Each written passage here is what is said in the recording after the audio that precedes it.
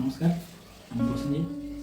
আজকে আমি আলোচনা করব সেভিংস ব্যাংক অ্যাকাউন্টে আমরা একটা ফিনান্সিয়াল ইয়ারে কত টাকা ডিপোজিট করতে পারবো এবং কত টাকা তুলতে পারবো, তার কোনো লিমিট আছে নাকি সেই ব্যাপারে আমরা আজকে আলোচনা করব। প্রথম কথা বলে রাখি, সেভিংস ব্যাংক অ্যাকাউন্ট আপনার টাকা আপনার, আপনি যত খুশি টাকা জমা করতে পারেন এবং তুলতে পারেন। এটা গেল আপনার এবং ব্যাংকের মধ্যে একটা ট্রানজ্যাকশনের সম্পর্ক। কিন্তু বিষয় হলো, এখান থেকে সমস্যা সৃষ্টি করে ইনকাম ট্যাক্স ডিপার্টমেন্ট। সমস্যা ঠিক নয়, এটা ওদের একটা রুলস বলতে পারেন। তো রুলসটা কি সেটা আমরা আজকে জেনে নেব। আপনি একটা ফিনান্সিয়াল ইয়ারে একটা ব্যাংকে আপনি 20 লক্ষ টাকা পর্যন্ত টাকা তুলতে পারবেন, ঠিক আছে। আপনি আদার্স ব্যাংক অ্যাকাউন্টে আবার 20 লাখ টাকা তুলতে পারবেন। এক্ষেত্রে ব্যাংক কর্তৃপক্ষ ইনকাম ট্যাক্সকে কোনো রকম তথ্য আপনার উইথড্রলের ব্যাপারে দেয় না।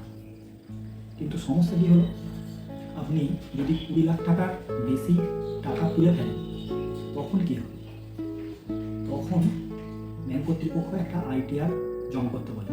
এবার দেখে নেব, যদি আপনি 20 লাখ টাকার বেশি টাকা উইথড্র করে নেন সেক্ষেত্রে কী হবে। সেক্ষেত্রে ব্যাংক কর্তৃপক্ষ ইনকাম ট্যাক্স ডিপার্টমেন্টকে আপনার উইথড্রলের ব্যাপারে একটা তথ্য প্রদান করে। কীরকম তথ্য? আপনার যদি আইটিআর করা না থাকে, যদি আগের 3 বছরে আপনি ইনকাম ট্যাক্স রিটার্ন না করে থাকেন, সেক্ষেত্রে 20 লাখ টাকার উপরে যদি আপনি টাকা উইথড্র করেন ব্যাংক থেকে একটা ফিনান্সিয়াল ইয়ারে এবং একটা অ্যাকাউন্ট থেকে, সেক্ষেত্রে আপনার 2% টিডিএস কেটে নেবেন। কতটা পর্যন্ত? 20 লাখ থেকে 1 কোটি টাকা পর্যন্ত যদি আপনি ট্রানজ্যাকশন করেন একটা ফিনান্সিয়াল ইয়ারে, সেক্ষেত্রে 2% আপনার উইথড্রলের উপরে টিডিএস কেটে নেবে। এবং 1 লাখ টাকার উপরে যদি আপনি টাকা তুলে থাকেন সেক্ষেত্রে 5% টিডিএস কেটে নেবে।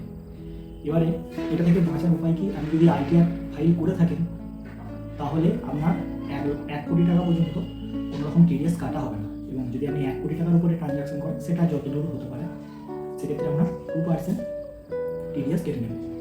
এবারে একটা বিষয়, ব্যাংক তো টিডিএস কেটে নেবে, আমি ওই টিডিএসটা ফেরত পাবো কী করে? বা অনেক সময় হয়, অনেক সিনিয়র সিটিজেন তারা সারা জীবনে তাদের পুঁজি ব্যাংকে সঞ্চয় করেন, ফিক্সড ডিপোজিট করেন। ব্যাংক ইন্টারেস্টের উপরে একটা সার্টেন অ্যামাউন্ট ইন্টারেস্ট পেরিয়ে গেলে সেখানে টিডিএস কেটে নেয়। এবারে সেই টিডিএসটা আমরা কীভাবে ফেরত পাবো? অনেক বয়স্ক মানুষ জানেনই না যে ব্যাংক কর্তৃপক্ষ তাদের প্রাপ্য ইন্টারেস্ট থেকে একটা টাকা কেটে রেখেছে, ব্যাংক কর্তৃপক্ষ সেটা বলেও না। তো এটা আমরা ফেরত পাবো কী করে? তার জন্য আপনাকে বছরের শেষে একটা ফিনান্সিয়াল ইয়ার যখন শেষ হবে তখন আপনাকে আইটিআর ফাইল করতে হবে, এবং ওই আইটিআর ফাইলের মাধ্যমে আপনাকে আপনার ওই কেটে নেওয়া টিডিএসটা দাবি করতে হবে। আপনি তখনই ওই টিডিএসটা দাবি করতে পারবেন যখন আপনার আদার্স ইনকাম, অন্যান্য সমস্ত সোর্স থেকে ইনকাম, আপনার বেসিক এক্সামিনেশন লিমিট বা আপনার যে বছরের ইনকাম এই যেমন স্ল্যাব থাকে সেই স্ল্যাবের হারে যদি আপনার ট্যাক্স না পড়ে, তাহলে আপনার পুরো টাকাটাই আপনি টিডিএসটা ক্লেম করতে পারবেন। আর একটা বিষয় অনেকেই জানতে চান যে আপনি একটা ফিনান্সিয়াল ইয়ারে কত টাকা জমা করতে পারবেন। আমি আগেও বলেছি, টাকা আপনার, অ্যাকাউন্ট আপনার, আপনি যত বেশি টাকা জমা করতে পারেন, কিন্তু বাদশাতে সেই ইনকাম ট্যাক্স ডিপার্টমেন্ট।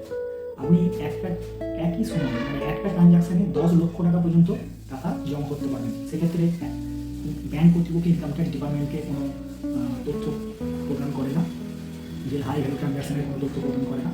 কিন্তু আপনি যদি 10 লাখ টাকার বেশি অ্যামাউন্ট ডিপোজিট করেন, সেক্ষেত্রে ব্যাংক কর্তৃপক্ষ ইনকাম ট্যাক্স ডিপার্টমেন্টকে একটা তথ্য দেয়। এটা সমস্যার কিছু নয়, এটা রুলস, আইন, ল। তো আমি ইনকাম ট্যাক্স ডিপার্টমেন্টের দিক থেকেও কোনো রকম যে আপনাকে হ্যারাসমেন্ট করতে চাইছে তা নয়।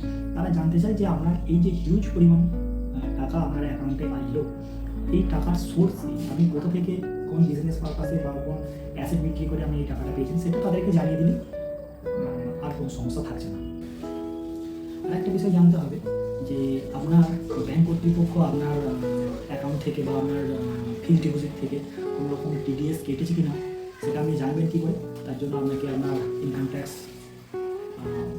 পোর্টালে গিয়ে আপনার লগ ইন আইডি দিয়ে আপনাকে 26 AS এবং AIS বা AIS চেক করতে হবে।